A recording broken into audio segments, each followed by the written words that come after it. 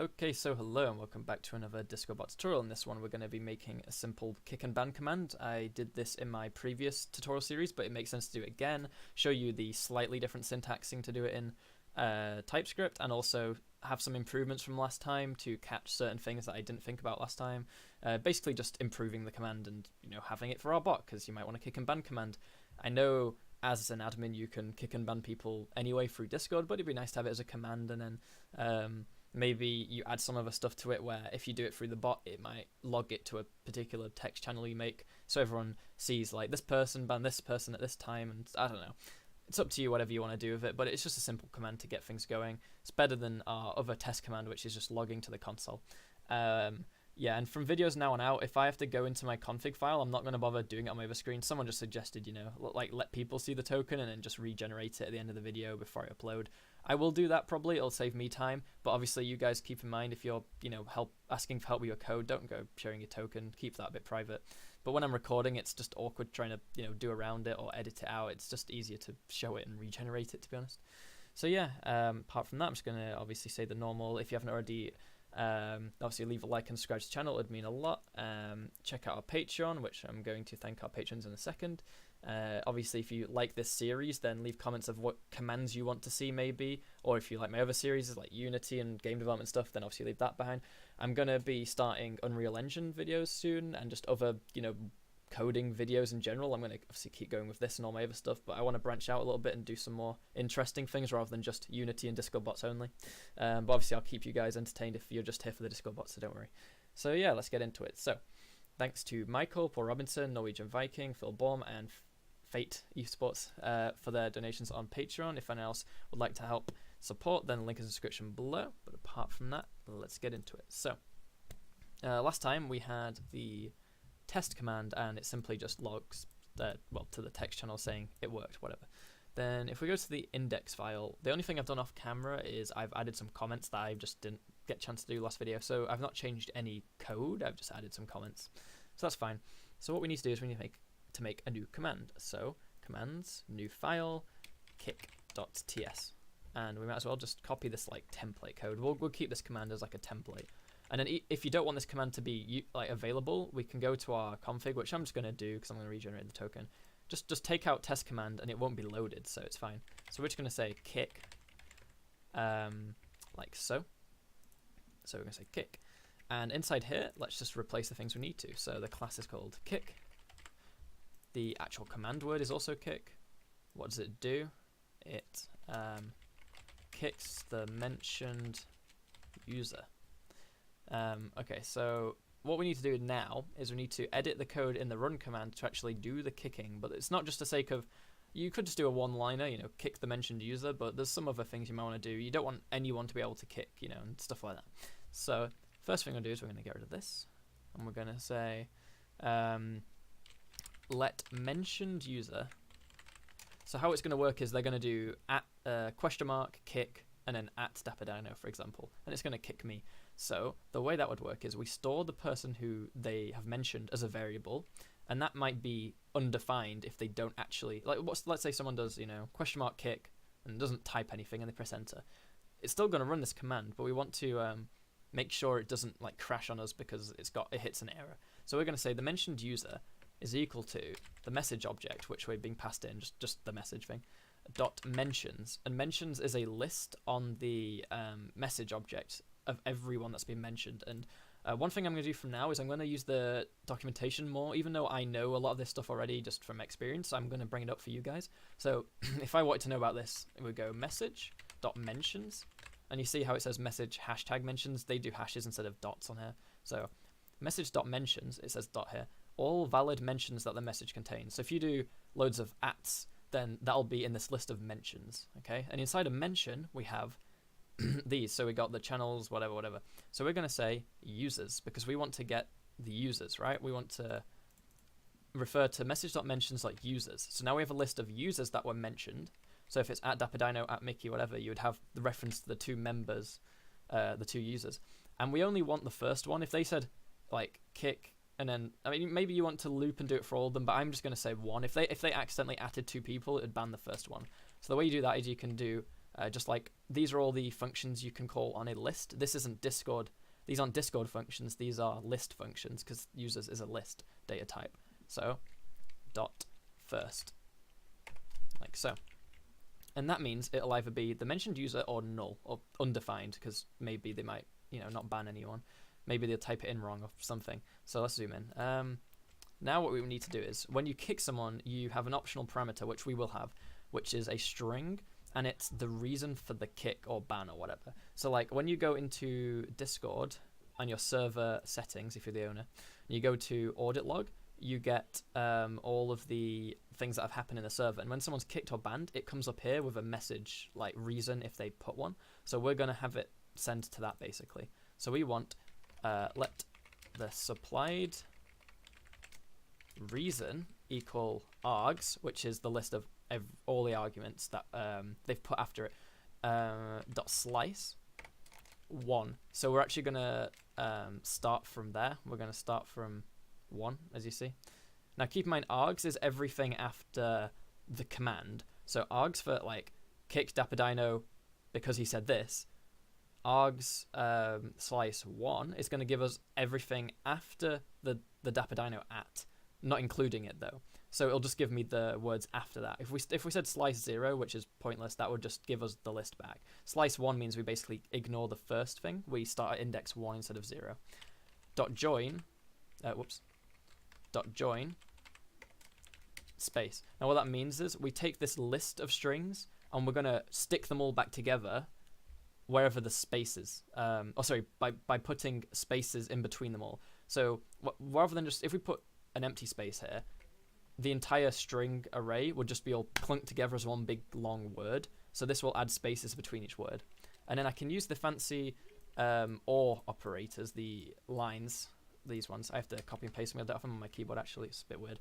And that means that if this is undefined, if we can't actually get this, then set it equal to empty string. And the reason why we do that is, let's say they just don't give a supplied reason, this would be undefined, and we try setting the reason to undefined and you get an error. So this basically means if they don't enter anything, or if it's undefined, if they do something weird and it messes up this, we'll just set it to 0, meaning like empty string, it has to take in a string, not an undefined. Nothing takes in undefined, so that's good. And then kick log is going to be what it actually logs to the kick log when it does it. So we're going to use these fancy speech mark things, tilde key. I never know what these are called, but it's the key next to 1 on my keyboard on the left of 1, and it lets you do string stuff like normal, but you can also do the fancy string stuff. So you can do dollar squiggly brackets, and you can put in variables. So I've used this already. You should have seen this already. Message object dot author dot username. So the person doing the banning, the person who has used the command, same the colon space, and then their reason. Like so, semicolon. So this is what we're going to log to the kick thing. We're going to say the person who called the command, colon, and the reason they gave. Whoops, undo. Okay, so that's just getting that stuff sorted. And now we can start doing some actual logic handling. So we'll say if not. First of all, we want to check, does the actual member trying all this have permissions to kick anyway? We could do this, above the lets, but I think it's nice to just have this stuff first. It doesn't really matter that much. So if not message object dot member, so we're going to refer to the member. Now if you go back to the documentation like I said I would, member stores lots of things, but member stores up here, one of the things is member dot it's over here on the methods, has permission.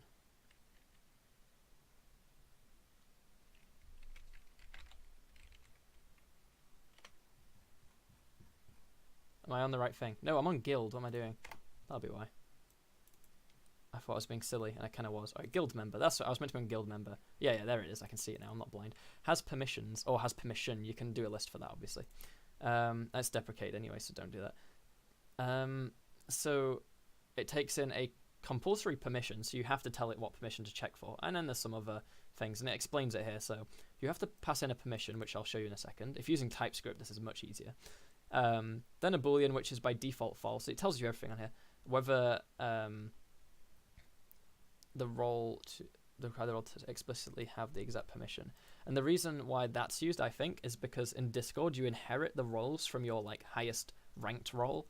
But that's saying the role they have specifically has to have it, but it's deprecated anyway.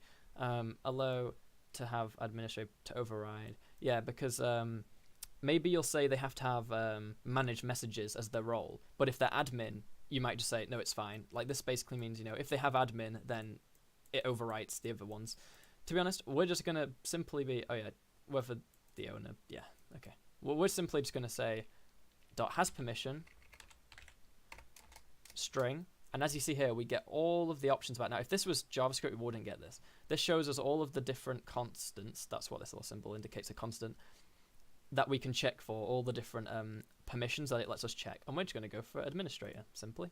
So we're going to say, if the person is not, because we've got an exclamation mark, an administrator, if they're not an administrator, then we want to say message object dot channel dot send, and we'll say something like nice try person message object dot author dot username. So nice try person who tried to ban, comma, but you don't have permission to kick people, exclamation mark. I don't know. It's up to you to put like a you know, to kick like other users. That just lets them know they don't have permission, and it's like quite a funny way to say it. I don't know. It's up to you, whatever you put for that. And then we're going to say if not mentioned user. So yeah, after checking whether they have permission, where they're going to check, you know, did they even mention anyone? So if they didn't, then we'll say message object dot channel dot send. Sorry, message object dot author dot username. So sorry, person, I couldn't find that user, or yeah, I couldn't find that user to kick them. Obviously, on all these messages, you can write whatever you want. But anyway, these are the two checks we need, the main checks. And then now, just for a nice cleanup thing, I'm going to say message object dot delete and pass in 5,000. And what that means is we're going to delete the message that we sent. The bot's going to delete that message after... well, actually, no, I want to set that to instant. Just set it to blank or 0, I think is default. I'll just put 0 in. Because... yeah, that just means that as soon as we've used the command, it's going to go away, but the bot's message will stay. And then when we now actually want to do the kicking, we've got to the end, this will be fine. So we'll say message object dot guild dot member. So we're referring to, well, I don't think we even have to say dot guild dot member. No, sorry, because we need to ban them from the certain server, obviously. So dot guild dot member, which is a function which converts a Discord user into a guild member. Now, a guild member is a different data type. It's a member in a specific server. So it'll maybe store when that specific person joined the server. If you want to know exactly what it stores, then you go up here and you search guild user. Or guild member, sorry. Guild member. This is everything it stores, whether they're currently bannable, deaf, like as in obviously deafened, whether they've self-deafened. You can check like all the stuff, and you can call these functions on them, but I'd avoid the red ones because that means they're going to be going away soon, or deprecated means it's like the old way or bad way to do it. So try and avoid deprecated functions and stuff. So dot member, and we're going to pass in the mentioned user, so that's the person we want to ban, and then obviously we call dot ban on them. So kick, we're in the kick command right now. And then we pass in an optional string. It's got a question mark because it's optional. We're going to pass in the kick log. And then after this, we're going to say dot then console dot log, and then space dot catch console dot error. So what that means is when it works, we're going to log it to the console just to say it's worked. And if there's an error when it happens, if we have a problem kicking, we'll just log the error. We won't crash, we're just going to log the error. Now, there is one more catch we could do. It's up to you. You can check as well, before you ban someone, you can check if they're, kick them. You can check if they're kickable or bannable before you try and do it. But it won't matter, because if you can't, it'll just log to the terminal saying, hey, that person's... That'll only happen if, like, an admin tries to ban the owner. That's, like, the only case that'll happen. Or if an admin tries to ban another admin. So if that's not the case, then it's all fine. So that should be our command done. So we're going to have to go to, I've already added it to the file. So if I do Control-Shift-B, build, and done. Let's go to the index.js, and we're going to, we're going to say down here, nodes dot. We have to say open in terminal, nodes dot. Ready to go. Go to Discord, our bot's online, question mark, kick, no one.